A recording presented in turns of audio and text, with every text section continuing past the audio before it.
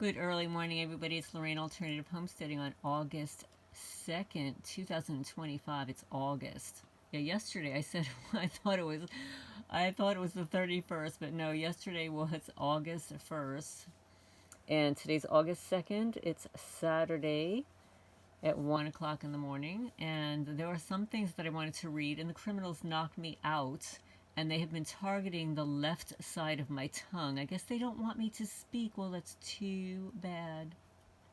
I don't like being controlled. I didn't have controlling parents, and I certainly don't want some controllers as an adult. So let's see. Let's first, I want to play a video from a subscriber. Joseph Jervis. He's got a YouTube channel. I'll show you. It's at Joseph T.Jervis. I think it's III8279. Let me show you here. And what he's showing, he's a homeowner. There are some targeted people who are homeowners, and we receive the full gamut of the targeting that everybody else gets, but then they destroy our property. And let me show you here. This is his YouTube channel. If you hear any snap, crackling, and popping, it's because I have a bug zapper behind this laptop. So I'm going to show you here what they did to his lawn. Now, this is his front lawn here, right here. And we'll listen to him here. Realize it all, like I've been doing the last 10 years. Because of these cowards. These are juvenile, immature, degenerate cowards. Low-life trash. Continued destruction by the coward gang stalkers, fag masons, whoever they are involved in this. Paulding County, corrupt sheriff's department, militant neighbors. You can see the red. Now it's not black anymore. Here it is, red. Big streaks, they drop it. Drop it from the sky, probably 1,000 feet up, I'm guessing, or higher. You can see then it splats down, or in straight lines. As it hits, it spreads out. So I get prop planes that load fly my house, drones at night. So you pick it, you tell me. That's all herbicides. All that grass will be dead. I'll have to reseed it and refertilize it all, like I've been doing the last 10 years. Because of these cowards. These are juvenile, immature, degenerate cowards. Low-life trash. Continued destruction by the coward gang stalkers, fag masons, whoever they are involved in this.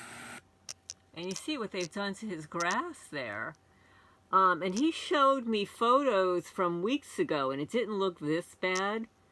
He had spots, but now you can see this reddish stuff and this pinkish stuff that goes from the sky. They can also spray it locally. It's glyphosate. Do you know what glyphosate is? It's a Roundup. Roundup is a weed killer, and it was sold to farmers to kill the weeds and not kill the seeds. And then what they were doing is they were selling what's called Roundup ready seeds, so that you would use the Roundup, the glyphosate around it would kill all the weeds and not kill the Roundup ready seeds, which are genetically modified. And nobody wants that. But anyway, this lovely image here was a birthday gift from a subscriber. I can't show you the whole thing. It's quite large. Let me see if I can hold it up here. You can see it here. It's really, really pretty. Thank you very much. I won't say your name because you said not to. So Joseph Jervis here. He is a retired military guy. This has been going on for him for 10 years. And they have destroyed, and he's a corner, it looks like he's got like a corner property here, if I can see this. And they just totally destroyed his property. And this is another form of asset stripping. It's a form of torture because, you know, as a homeowner, you're proud of your when you take care of your property, you're proud of your property, and it adds value to your property. And then I got an email, I guess July 27th, they dropped more poison 4 days ago here. They're such coward juveniles, 9.5 years without ever stopping. Absolute insane sociopaths. What's amazing, though, is people are waking up and believing the microwave directed energy weapons we are attacked with on a daily basis. Traitors against humanity who will be held accountable in this life or the afterlife. You are in my prayers, Lorraine, each and every evening. I now celebrate the true Sabbath sunset Friday to sunset Saturday, so I caught your program late after finally eating and after fasting for 24 hours and praying for all targeted individuals worldwide and reading 3 entire books in the Bible. Well, good for you. And then he says, well, I hope your interview goes well. You have more courage than me. I'm afraid the powers that be will kill me. For sure, if I ever came forward and spoke certain names or commands I served with for credibility purposes, one day I might not care, but for now I suffer horrifically in silence. Well, just remember how brave Kay Griggs was, and she recently did an updated interview. I mean, of course, she covered her face. She didn't want anybody to know where she's at, but she is now living a different, better life. So yes, he was a Navy SEAL. This guy. He supported the Army, Green Berets. So it's at some point, you know, he'll tell his story. He's told it to me, and I think he's told it a little bit to David A. And I don't know how much I'm supposed to tell from, you know, all of the emails that he sent. And I'm looking here, and you know how Google has the cascade when you continue to respond to somebody's email back and forth, back and forth. Well, we have 65 cascades all about the glyphosate and red herbicide poisoning of the grass, because after he viewed my photos, he just sent me his evidence. And let's see what else we've got going on here. I have so many things to tell you. There was a tragedy in New York City. The most popular city is sinking, flooding in Brooklyn and Queens. I received photos of this, and during Hurricane Sandy, which was terrifying, it was terrifying actually, during Hurricane Sandy, New York City flooded, the subways completely flooded. And I don't know if anybody's ever been to New York City. I lived there for a while. The rats actually live inside the subways. And the reason there's an overabundance of rat problems is because, you know, the city, you know, because of those TNR groups, you know, the trap, neuter, return, they thought, well, we've got to get rid of all those cats that are wandering around. So they were rounding up cats like crazy, euthanizing them, etc., etc. It was a horrible thing. Some of these cats were perfectly healthy. Some of them belonged to homeowners that would let their cats out during the day and then come home to find their cats gone. But yeah, so that New York City cracked down on the cat population. So after they got rid of all the feral cats, there was nobody to hunt the rats or the mice or anything else. So during Hurricane Sandy, all of those varmints, were flooded out of their homes in the New York City subway, and they were wandering the New York City streets. So imagine right now, the most populous city is sinking, flooding in Brooklyn and Queens. And I lived in Queens too. Yes, it says, I responded to this about the subway rats and the TNR and stuff. And let me see if I can pull up a photo here. Here you go. This is New York City.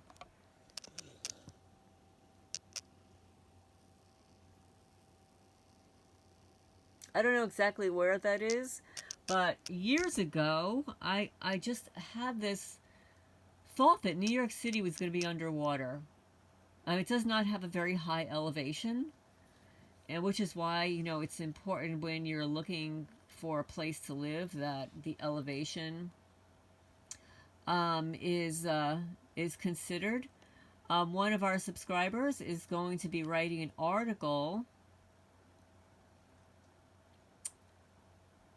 about, let's see, one second, about the video that I posted about Amy.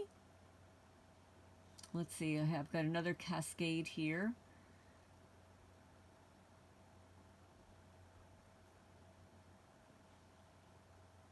Okay, let's see. You know what? I think I'll read this. I was going to read it in the chat for tomorrow night, but let me read this now. I've got a whole bunch of stuff to read to you guys.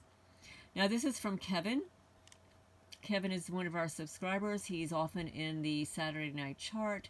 Here is part 1 of a 3-part series exploring the strange intersection of the phenomenon of hearing voices of violence and invisible influence.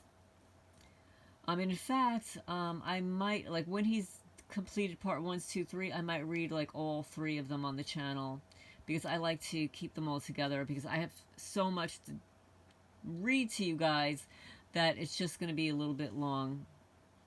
Voices, Violence, and the Vectors of Influence, Part 1, When Killers Hear Commands, by Kevin Boykin, July 31st, 2025. Upcoming installments will dive deeper into emerging technologies, psychological manipulation, and systemic patterns. Some crimes feel different. When we hear about a violent act committed by someone who says, quote unquote, the voice has told me to do it, our reaction is more complicated than simple horror.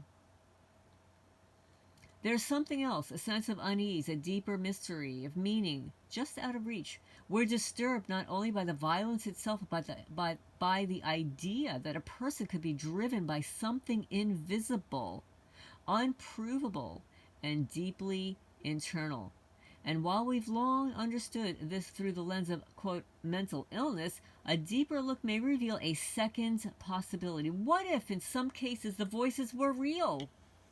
You know, like the creepy voice that is on my cameras. And one that I posted recently where you can actually hear the creepy voice on my porch camera going, Lorraine, Lorraine. It's almost like a cat growling, like, Lorraine, Lorraine. And yes, some of the subscribers, yes, I heard them say your name, not only in my cameras, but during the live chat. Everybody who's in the live chat hears what we call the creepy voice. So what if in some cases the voices were real or technological? I'm adding. The idea may sound far-fetched, but this series is not here to sensationalize. It is here to observe patterns, and the pattern is clear. Many high-profile and local violent crimes, especially stabbings and shootings, involve suspects who claim to have heard voices instructing them to act. These claims are often dismissed as symptoms of schizophrenia or psychosis, but should they be? Consider the case of the 2024 Michigan stabbing in which 11 people were attacked. The suspect, a military veteran, told authorities that voices commanded him to do it. Similar claims have echoed in case after case, decade after decade, from infamous mass shootings to obscure local tragedies. And while some of these individuals were later diagnosed with psychiatric conditions, the line between genuine illness and external influence remains blurry. And I'm just going to add, psychiatrists love to diagnose people because once they diagnose you, they can medicate you, and they make a lot more money prescribing medication than counseling you. What would it mean if some of these claims were true? Not in the psychiatric sense, but in the technological one. What if voices can be transmitted, not imagined? What if influence can be inserted, not just inferred? Like, you know, I'm going to add through hypnosis. The first part of the series sets the stage. It asks, What happens when we stop dismissing the possibility and start mapping the pattern? Cases where voices told me to do it. Kip Kinkle, the guy that I just posted, which is so heartbreaking. He started hearing voices at 12 years old. And he kills his mom and dad at 15 and then goes to school and kills everybody else. This is horrible. And then he ends up in prison, and he's still there at age 35. And this was the Thurston High School shooting in 1998 in Oregon. He claimed to hear 3 distinct voices. 3? One ordered him to delete, another insulted his father, and a third echoed the others. So the third one is validating the first 2. To delete and insult his father. So combined with insulting his father, deleting, the third one validated the first 2. Reported saying, "They told me, quote unquote, to kill mom because I already killed dad. Go to school and kill everybody." Then number 2, there's Herb Mullen, Save the Trees. The murders were in 1972 in California. He believed telepathic messages from his father instructed him to kill to prevent earthquakes. Claimed the victims were sacrificial. Number 3, Edward Seleznes, the Russian cannibal case in 2020. He deleted and cannibalized friends. He claimed the voices told him to do it. This is for educational purposes only. I'm actually reading. These were true news stories. It's not my opinion. These are true news stories. He claimed the voices told him to do it. He was found legally sane during trial despite the hallucinations. Then there was James Yates. This is 1781 familicide in New York. He deleted his wife and 4 children under what he called spiritual influence. One of the earliest American cases citing quote-unquote voices, and that's pretty early. And then, of course, there's a son of Sam in 1970s New York, David Berkowitz, and I know because I ended up going away to camp because this person was going around killing girls with long brown hair, and I was one of them. And they almost got my cousin Jody. She was in the car with Stacy Moskowitz when Stacy was shot, and the bullet went through Stacy, deleted her, and then went through I think it was my cousin's arm or hands in the passenger seat. Initially, he said the demonic dog gave him orders. Later, he admitted it was a hoax, possibly to craft a public image or legal narrative. Yep. Just another one of those government psyops.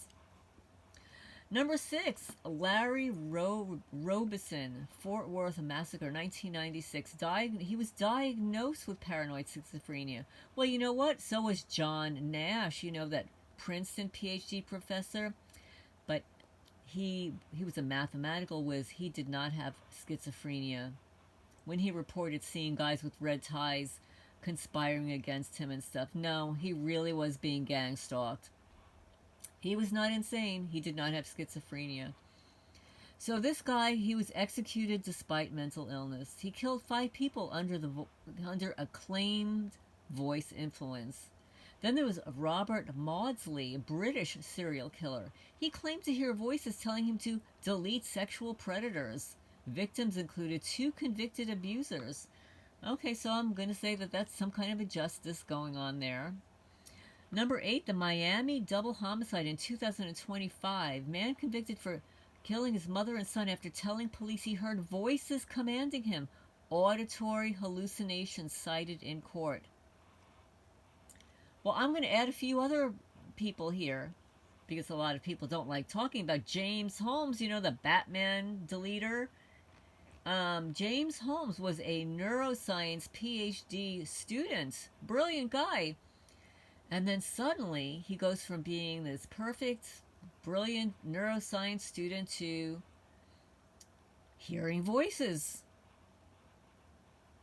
And then you look at the photos of him after it happened, and everybody's got the same expression on their face. You can call it like the bat in the headlights, you know. The eyes are wide. They look dazed and confused and psychotic because they were made to be. Oh yeah, and James Holmes, you know, he's stuck in prison too, and he's not even allowed to have visitors. I wonder why. I guess it's sort of like, you know, you need to isolate the victim. Just like me and all the other targeted people out here that are being brutally experimented on and tortured because they don't want anybody to see what they're doing to you, which is why the last two videos that I had interviews, they're not even allowing my laptop camera to work because they don't want you to see what they're doing to me. I might have to do a separate video on my camera for you guys so you can really see what's going on. Emerging patterns. The voices as orders. Many perpetrators describe not intrusive thoughts but direct commands. Was it mental illness or something else? Some were diagnosed with schizophrenia, but others weren't. Even those who were sometimes maintained clarity or logic in their explanations. Is it a manipulated narrative? Several later disavowed their claims or altered their story, suggesting psychological pressure, not pure delusion. Then, of course, there's the media framing. The news coverage often pivots quickly to mental illness, overlooking deeper patterns in the voices phenomenon. And, you know, we don't know what was going on with Michaela Raines, the Save-A-Fox, beautiful soul woman. But everybody framed it afterwards as mental illness. And, of course, you know, the Reddit crew that was targeting her. And for the record, I think I heard that they're going to be sued. Just saying. Carmageddon.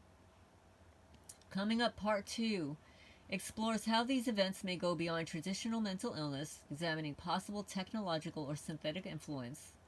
For example, hallucinations, delusions, V2K style effects.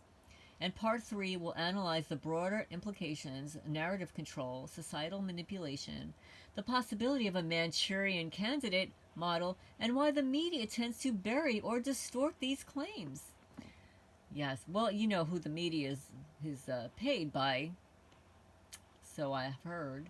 Well, thank you so much, Kevin. I am looking forward to part 2 and 3, and this is a wonderful series that you're creating here. Thank you. Okay, so let's move on. And now we're going to Quora. Gang stalking worldwide. It's posted by Sheila Powers. It was updated on Monday. Tucked behind trim lawns, tidy homes, and rippling American flags, a psychological operation cloaks a cover-up and presents it as community care. Give it up for the clown cadets and the local chapter of Patriot Theater. And she's talking about the Pennsylvania Neighborhood Heroes on Guard. Here, check it out. It's the community the community watch group, and that's the probably a nasty Karen, right? And look at that, yeah. Okay, so let's read a little bit about this because it looks cute. A neighborhood, a mission, a never-ending, ongoing, relentless domestic surveillance operation. Starring the public perception props. Fusion Center Avengers. Justice is pre-programmed here. Facts not required.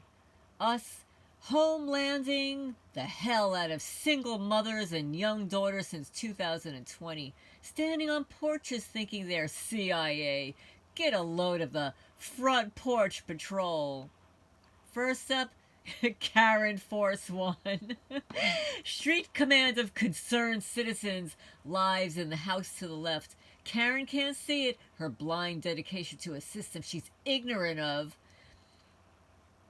Performs her part with pride in this great big state hoover. Karen is unstoppable in star-spangled mode. She even sacrificed her large privacy shrubs that lined her wraparound porch. Her big bushes obstructed the angled view from the home front, Harmony Hub to my living room window. So she got a beautiful new porch in exchange for her bushies, paid for by the Civic Surveillance Incentive Fund, now serving as Karen's cozy control station, complete with a new patio set. Reliably ridiculous, she watches and waits to document suspicion. More on Karen's porch later. Next up, Mr. and Mrs. Silver Snitch Geezers live across the street. Their Wi-Fi is Granny's spy cabinet. Seriously. Monitor Meemaw sits on a wicker rocking chair, knitting the same never-finished doily since I moved in. And when I get a grocery delivery, she takes inventory, watches the driver until he leaves, carefully writes it all down, probably in cursive. Old man look a lot. Always there, always looking, pulls invisible weeds, does whatever Meemaw says. They're old and slow, but I don't underestimate them. They survived 3 wars, 5 presidents, and they have a covert yard gnome with a ring cam pointed at my soul. Finishing the lineup on the right, we got Muscle Cop next door. A prison guard, built like he works part-time lifting tanks. Somehow emerges a machine-like precision just as I open the door. Shirtless. Oh my god. The one thing I have to say about targeted people is we gotta have a sense of humor. Shirtless in winter, he mows the lawn 4 times a day, never smiles, never leaves. Frontline first responders, they don't ask why, they ask how high, and so they remain bravely protecting the street from critical thoughts. Okay, targets, tell us about your fusion center frontliners. Who's the head Nazi next door? Is there a Karen right beside you? A punk kid with a $10,000 drone? An old fart with millisecond binoculars and too much free time? Let's roast and post them. Stay tuned for part 2 of the Pennsylvania Neighborhood Heroes on Guard. Oh my goodness, 578 views. Only 18 thumbs up. I think this is I think this is terrific. I'm looking forward to part 2. Let's see some of the comments here. Bravo, Sheila, you're the best. This is so good. And I just can't imagine all the TIs that can relate, including myself. And these fine folks lie to themselves so they can feel good about what they're doing. You know they're counterfeit patriots because meanwhile, their obvious crack houses down the street that everyone knows about continue to operate freely, almost as though it's grandfathered in. Love the graphics, and it's nice to see you haven't lost your sense of humor. I absolutely agree with that. Thank you so much. You made me smile. Yep, they ignore the real problem and target the truth teller. Their community safety is community stupidity. Oh yeah, the Glass Pipe Social Club. They're in the back here. Maybe that'll be my next one. The pictures alone could make you fall off your chair. I'm going to show you the picture again. Not to mention the Freemason judges that release pedophiles once caught with a slap on the wrist and the lack of American truth and justice. This is all it right here. All right, let me show you the picture again because it's too cute. Okay, here's your neighborhood, a mission, a never-ending, ongoing, relentless domestic surveillance operation.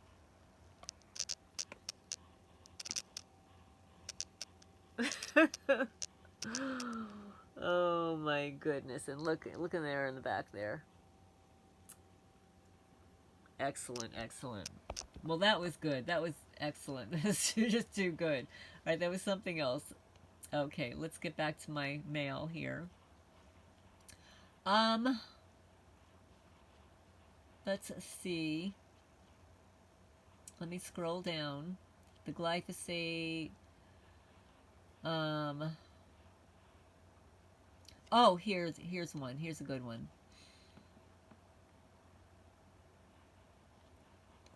Okay, now this is with regard to my mentioning Dr.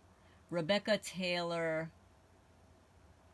Nichols, Myers, Caleb Wilson, the Anvil Medical Clinic, the Anvil Veterinary Clinic. You know, the one who refused, denied me services because I'm not friends with her friends, and she doesn't get me, and her staff, and she hung up on me a total of 11 times. Even when I called back to ask for her address and phone her address, she told me to look it up on the internet. So yeah, I reported her to the veterinary board. Never heard back. That's okay. I just reported her to the Attorney General and the Department of Justice, along with my other complaints.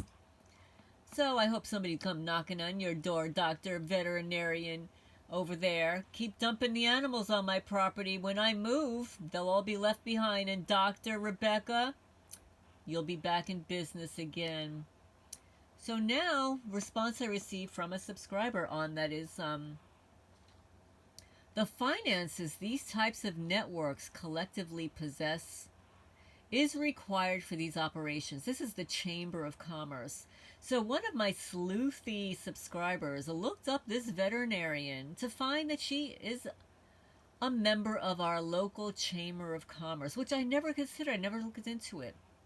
Maybe they're a bunch of gang stalkers there, right? Maybe they're a bunch of community-oriented policing criminals there. Oh, no, it's the collaboration between businesses and law enforcement. Chamber of Commerce. Let's see. So the finances these types of networks collectively possess is required for these operations.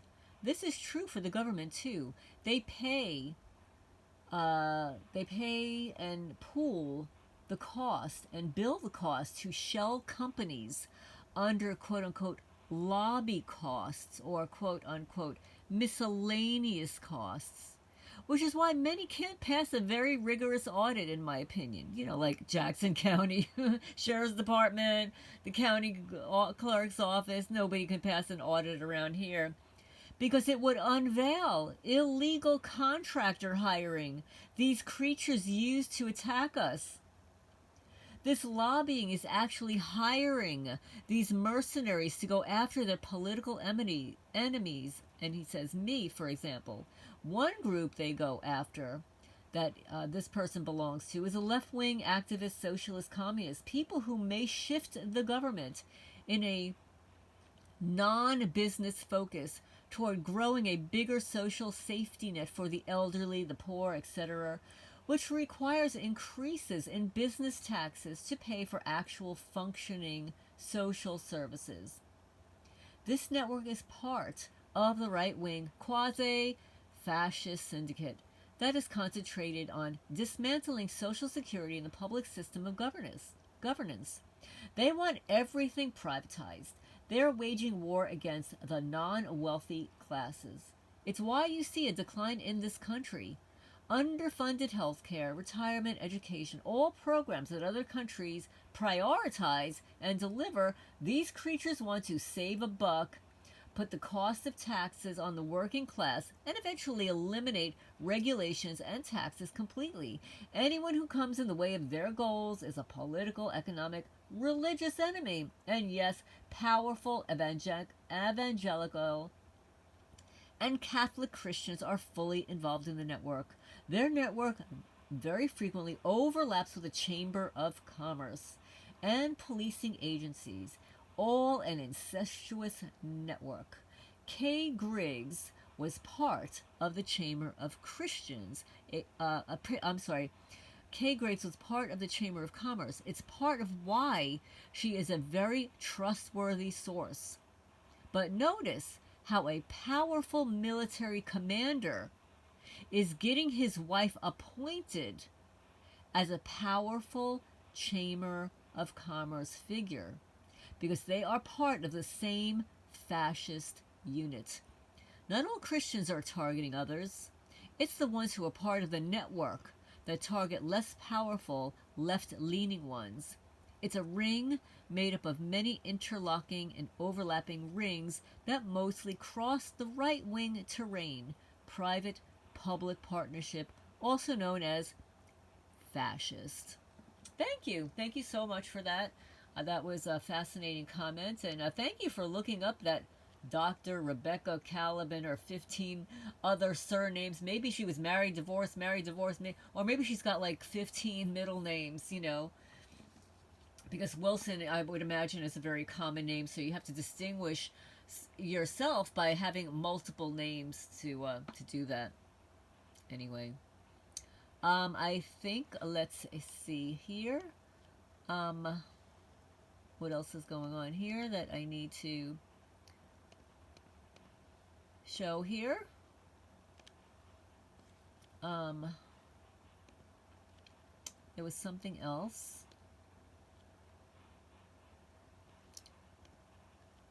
Okay, somebody resent me a link. North Mississippi's domestic surveillance syndicate, 8 million people. The national reach, 8 million Americans are targeted.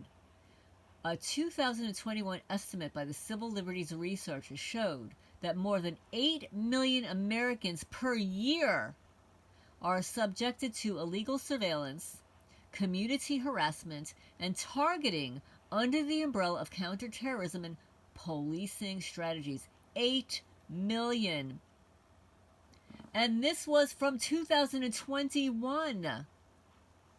These numbers are quietly supported by government grants, surveillance vendors, criminal justice agencies, who all benefit financially and politically from expanding this hidden network. Conclusion: it's not just corruption, it's treason. What began as a ride to help someone turns into a direct evidence of national criminal conspiracy. This is not a conspiracy theory. This is a documented operational truth. Now we know. The FBI, DEA, MBN, and local sheriffs operate together in task forces. Private contractors provide the surveillance gear. Fusion centers process the data in secret. Innocent citizens are being hunted like insurgents. This is not law enforcement. This is racketeering, abuse of power, and the systemic dismantling of the Constitution under the color of law. If Operation Pretense exposed corruption among Mississippi supervisors, this is Operation Pretense on steroids. Only now, the FBI is leading the operation, not investigating it. That's right, we can't confirm or deny you're on the list. This is a RICO-level crime, and the time to expose it is now. And thank you so much for resending this, subscriber. I won't mention your name. North Mississippi's Domestic Surveillance Syndicate. And let me see. Let me just click on the link so I could show you, because I don't post outside links. Oh, yes. This is Richard Moore, USA GSA. Okay, yes. Let me show you.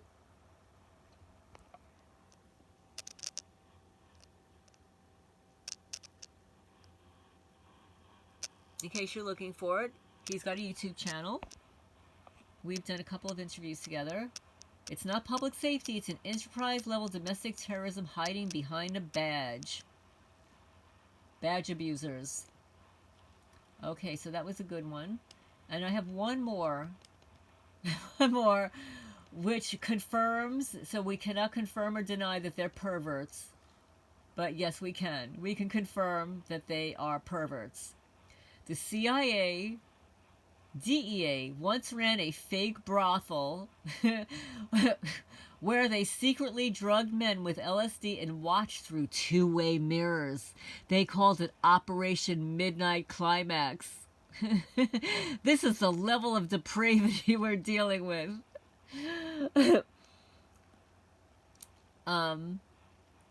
Let me just click on it. He says, I hope you do share this with your subs. Name them, shame them. If only they had a conscience to shame.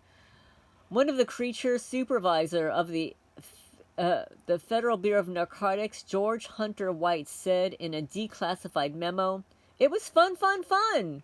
Where else could a red-blooded American boy lie, kill, cheat, steal, rape, and pillage with a sanction of the bidding of all highest?"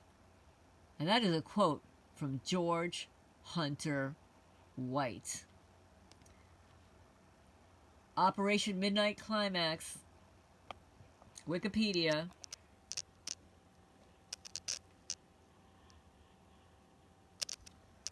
So I'm not making this stuff up. You can't make this stuff up.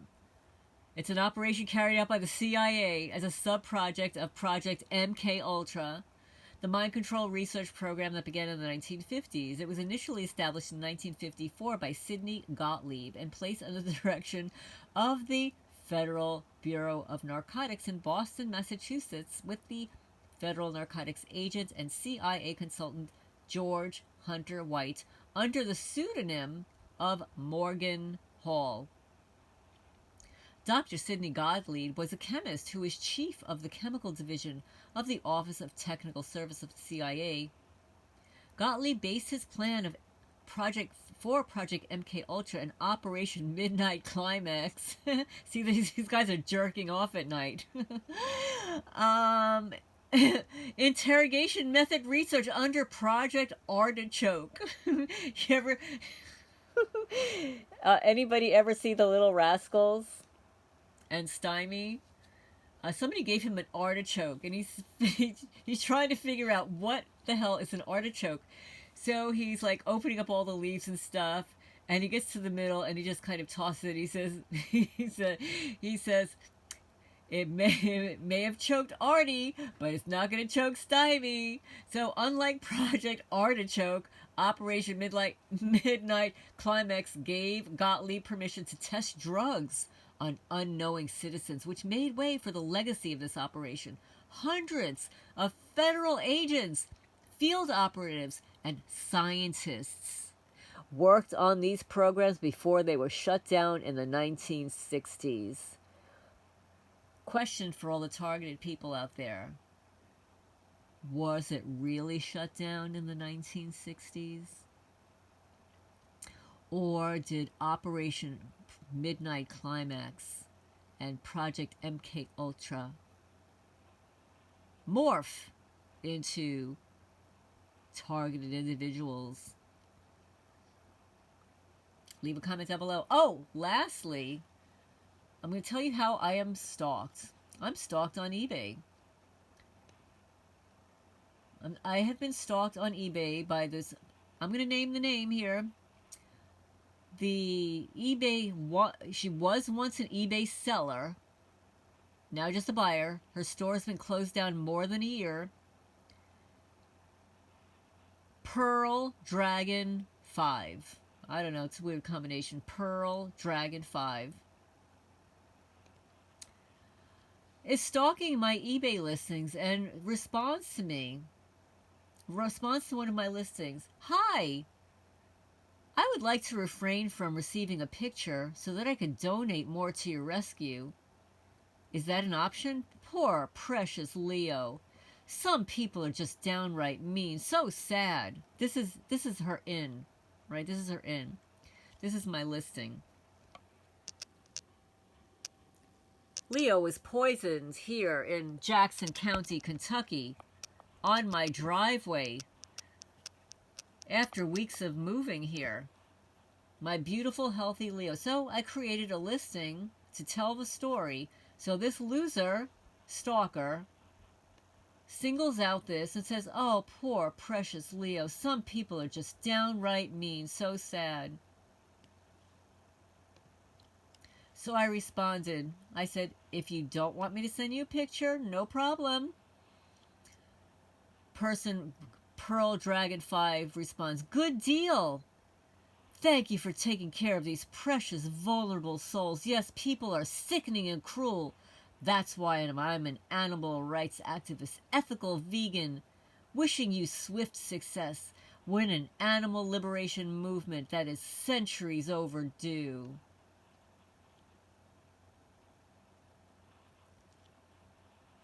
Now let me scroll down here. So now, back to July 26th.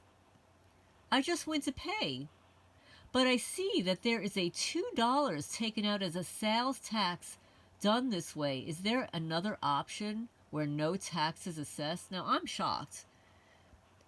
One, this photo is only, I think, $5 or $8.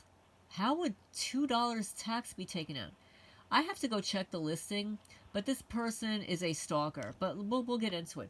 I just went to pay, but see that there's $2 taken out as sales tax.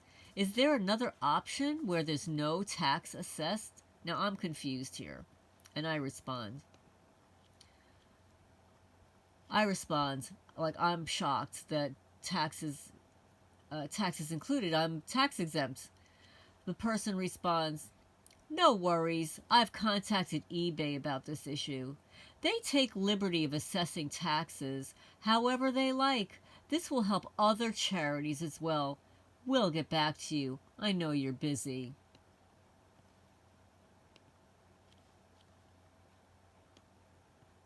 Then responds again, July 27. You're absolutely right. Donations should not be taxed. I told the eBay team member that all you have to do is buy it now and see the taxes imposed on it. This is not the first time eBay is taking liberty with taxing. They must do this right. You're welcome. Because I had responded, there should be no sales tax on this item. I wonder if this is a new deduction. Thank you for letting me know. Now, goes on again. Hi, I spoke with a team member today regarding the taxes. Have you ever filled out a form for tax exemption so that donations would not be taxed? If not, please do so, that you can have more to help the kiddies. Now, meanwhile, we have been federally tax exempt since 2013. eBay would not have even listed our store this way if we were not a public charity. So, and I respond that way. The person writes here, I'll show you.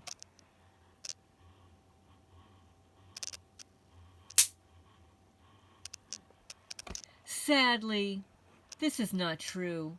I decided to check others based upon your assessment, and they're all taxed. I randomly looked at 5 to buy it now, and they all had taxes added. Definitely worthwhile for you to file and get a tax-exempt status, as donors would much rather see you get this portion to help the animals instead of the IRS. So I responded,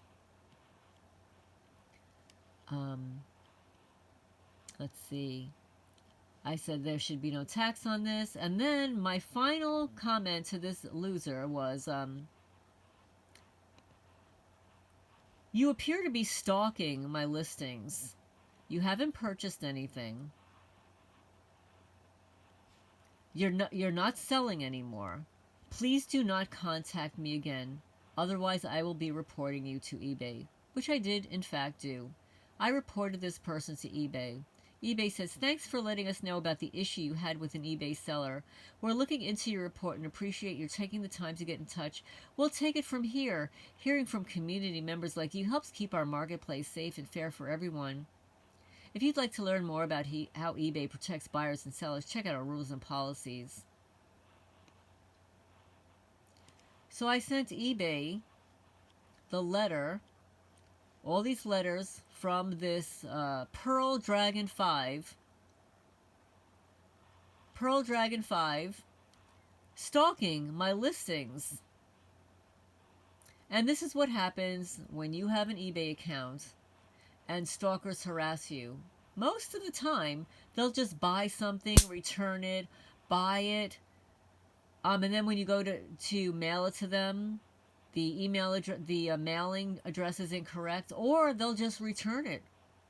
I'll get a return to sender after it's mailed, or after I've already printed the label, they'll try to cancel it, cancel the listing, cancel the purchase. So anyway, this is Lorraine Alternative Homesteading. This is a mumble jumble of stuff, information from Quora. Kevin's article, part 1, 2, and 3. Project Midnight Climax, you know, our favorite Bureau of Investigation in the CIA. And here from Quora, we can't lose sight of this lovely image here, which is adorable. There's your Karen. I don't know, that looks like my neighbor next door, but my neighbor's got blonde hair. Yeah. Anyway, leave a comment down below. I look forward to your questions. Share, and I will talk to you later, guys.